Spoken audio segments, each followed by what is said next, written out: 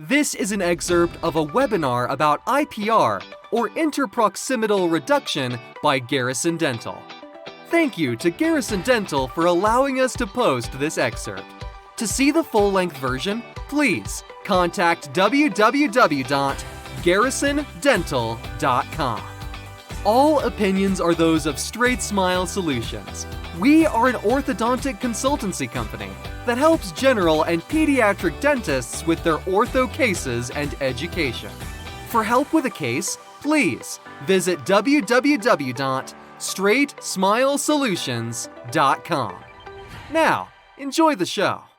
So in a second, we're going to go ahead and I'm going to stop share and I'm going to turn it over to our team. But let me just walk you verbally through the procedure and then I'm going to stop share and let them pan in. So first thing I would recommend doing is isolate the tongues, the lips, and the cheeks, depending on what site you're going to do. It's really easy to nick gingiva, nick lips. So use whatever you got to do to isolate. Make sure you're using four-handed dentistry. Have an assistant with a mirror or a cheek retractor. Always tie one end of the file with some floss for safety, just in case you drop it. We don't want to do that. So it's always a good idea. Make sure that the contact, is the way it's supposed to be. Check it first. And then as you file it, you can check it again and make sure that the contact is opened up. I recommend starting with the serrated saw, which is the light gray one, okay? You can feel it right here. It's just a little bitty saw. Like I said, you need to purchase a lot of these because you're probably gonna run through these, but they're pretty cheap, especially if you buy them in bulk. So, and for anterior teeth, you can put it on the handle if you want to. Now, once you've opened the contact with the saw, you're gonna gently work your way up the sequence of files in the locked or straight position, and stop when you're at least one file smaller than the size you actually want to need. So for example, if we go back, see if I can go back to our IPR chart here. These are just 0.2s, right? So for a 0.2, I would just use the saw, and then I would use the 0.11 double-sided file, which I believe is yellow. So I would do that because in the process of finishing and polishing, you're also going to take off some microscopic enamel. So you want to underdo it instead of overdoing it. More than likely, your sites are probably going to be bigger than 0.2, but maybe not. If you feel more comfortable doing smaller amounts of IPR and more frequent ones, you can have your IPR, and that's another good point, especially for Invisalign and pretty much most aligner companies that I know. Their default for IPR is always going to be the anterior teeth only, canine to canine. So they'll max it out on the front teeth if you need IPR. But you can ask them to spread it out and push it all the way back. And if you ask it, they will push it all the way back to the molars if you want, like I had in that picture. And that's a personal choice. I prefer to do that because I think there's less sensitivity. It's easier, but yes, there's more sites that you have to do. So just a personal preference, depending on what you want to do. Okay, so you'll want to gently, once you get up to, let's say, for example, on that 0.2, I'm going to work my way up to that 0.11, and then I'm going to move it backwards and forwards about 8 to 10 times. And you want to make sure you curve the file to the curve of the tooth. So for example, I'm curving it here, and I'm going to go in a sweeping motion 8 to 10 times or 8 to 12 times, and then I'm going to, as needed, flip it around and do the other side if needed.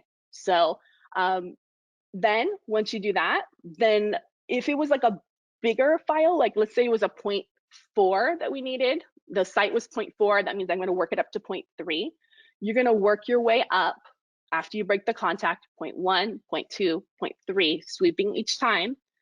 And then you're going to work your way back down to smooth it back down. So if you do that accurately and then finish and polish, you should have exactly your 0.4. Okay, so another good idea is to use the IPR guide here, different colors. So one thing that I noticed with the Fit Strip kit is it doesn't have the number or the gauge on the actual file. So some people will use a Sharpie to write, so green, I believe, is 0.3. So you can actually write with a Sharpie 0.3 on here. It's a good idea, just so you don't forget that green is 0.3, because I will forget, so, and blue is 0.21. So it's just a good idea to make sure you have the right one. And always have extras because sometimes, they can wear out. So it's always good to have a spare set. And again, we talked about the IPR gauge. Make sure you're having the right gauge and then measure it and save 0.1 millimeters for finishing and polishing. I believe the fit strip kit is the only one that you can pre-curve and lock. So that's why I really like it, because you can do IPR at the beginning. And the great thing about that, and there's some other ones that are out there that you have to squish in order to curve them. So, but you get a lot of finger fatigue in doing that. So I like this one that you can lock it. Okay, so with that being said, I'm gonna go ahead and stop share, and I'm gonna turn it over to Kevin and his team, who are gonna show you the actual demo. Okay, so yeah, as much as we love our packaging, one of the first things you're probably going to do is distribute some of these into your operatories. And if you don't have the package, like Dr. Wilson was saying, it can be a little hard to tell what size is what. And I really like her idea of just writing on the file itself what the size is, because that will make things a lot easier. This is a combo kit. I'll give you the part number for the straight IPR kit. That the straight IPR kit has only the double-sided files.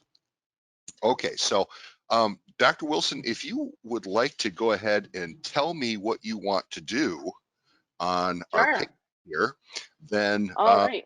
Yeah, so I grabbed a, you can probably see this a little better here. This is the serrated one. It's got the bottom edge here has the serrations on it. They're very small. So let's say, for example, this patient, I see a black triangle there between 8 and 9. So we'll make this super easy. Okay. So, You're taking it easy on me tonight. I know. First thing we're gonna do is if you had floss, I'd say check your contact, make sure there is indeed a contact. Always good to know. If not, if there's not a contact, you might even want to do less. I don't know if there is, but anyways, let's pretend like you checked it. In any case, don't forget to tie your floss on. Oh, you're using the handle, so no need the floss then. Okay, so go ahead and break that contact. Now, this one is open already. I can slide that through there pretty easily. Okay, well, let's say the treatment plan said we needed 0.4 millimeters of IPR there, just to reduce that black triangle. So you open the contact, easy, okay? So next thing you're gonna do, if we know we need 0.4, we're gonna work our way up to 0.3. So I would pull out the ones that you needed. He's already a step ahead of me. So 0.11 is yellow, 0.15 is red. Probably don't need that one. So probably 0.11, 0.21 is blue, and 0.3 is green. So we're gonna use yellow, then blue, then green, and work our way up. So we've got our files out. I'll set those up. Yellow, blue, and then green. And just go saw, and it's not, you don't need a pre-curve here. So you're just gonna kind of go in, yep, about 8 to 10 times, then do the next one, then blue, 8 to 10 times. If it was crooked, we'd have to pre-curve. You probably can't hear that on the We can hear it. Microphone. But... Oh, cool. No, we can hear it. And then green. Now this one's a little tighter. And if it's too tight, you'd probably have to go back to the blue and do it a little bit more. The blue and a little bit more. If you can't get in there, yeah. Oh, I curved it. So on the last step going up, do I want to keep that straight then, like it is here? Yeah, because it's not crooked there. So I think right now we're just breaking the contact. Then we're going to go ahead and curve it, and we're going to go, because right now our contact is going to be square, right? So it probably is about 0.3 if you had that. Then you probably want to curve it and then go around to make the contact a little more rounded as you finish. There, so you might want to take that off the handle to do that. It might be easier, because then you can kind of like pivot and swing it around the contact on both sides. There you go. Just kind of, yeah, just maybe longer strokes. Longer, yeah, long sweepy stroke. Yes. And then flip it around and do the other one. Very good. Long sweepy strokes. Very good. And if you do long sweepy strokes, your files will last longer than just doing the middle part of it. Very good. There And we go. then you're going to do the same thing. If you have like lightning strips, you could finish and polish with your lightning strips. Otherwise, you can work your way back down the sequence from green to blue to yellow with your long sweepies.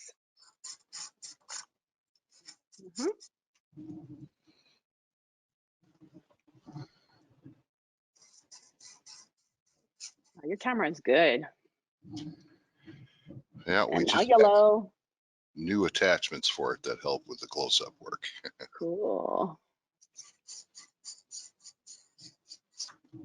Make sure you do both sides, flip it around. Yep.